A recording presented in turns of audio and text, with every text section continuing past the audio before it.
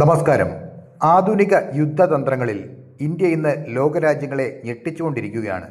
കഴിഞ്ഞ ദിവസം ഇന്ത്യൻ കരസേനയുടെ വെസ്റ്റേൺ കമാൻഡ് പുറത്തുവിട്ട ഒരു വാർത്ത പാകിസ്ഥാന്റെ ഉറക്കം കെടുത്തിയിരിക്കുകയാണ്. ഖാർഗ ചക്ര എന്ന മാരക പ്രഹരശേഷിയുള്ള ഡ്രോണിന്റെ വിജയകരമായ പരീക്ഷണം ഇന്ത്യ നടത്തിയിരിക്കുകയാണ്. 100 കിലോമീറ്റർ ദൂരപരിധിയിൽ ചെന്ന് ശത്രുവിനെ തകർക്കാൻ ശേഷിയുള്ള ഈ ഡ്രോൺ ഇന്ത്യയുടെ ആത്മനിർഭർ ഭാരത് എന്ന സ്വപ്നത്തിൻ്റെ കരുത്താണ് വിളിച്ചോതുന്നത്. എന്താണ് ഈ ഖാർഗ ചക്രയെ ഇത്ര ഭയാനകമാക്കുന്നത്? ഇത് വെറുമൊരു ഡ്രോണല്ല. ശത്രുരാജ്യങ്ങളുടെ ഇലക്ട്രോണിക് ജാമിങ്ങുകളെ നിഷ്പ്രഭമാക്കാൻ ശേഷിയുള്ള അത്യാധുനിക സാങ്കേതിക വിദ്യയാണിതിൽ.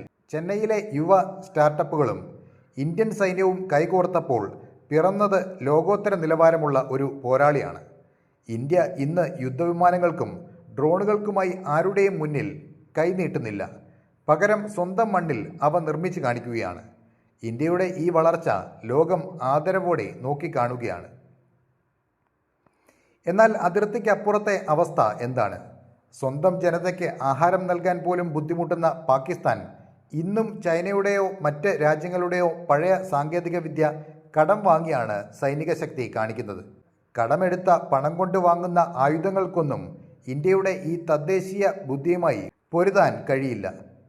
പാകിസ്ഥാൻ ഭീകരവാദത്തെ പ്രോത്സാഹിപ്പിക്കാൻ പണം ചെലവഴിക്കുമ്പോൾ ഇന്ത്യ സ്വന്തം സാങ്കേതിക വിദ്യ വികസിപ്പിക്കാനാണ് നിക്ഷേപം നടത്തുന്നത്.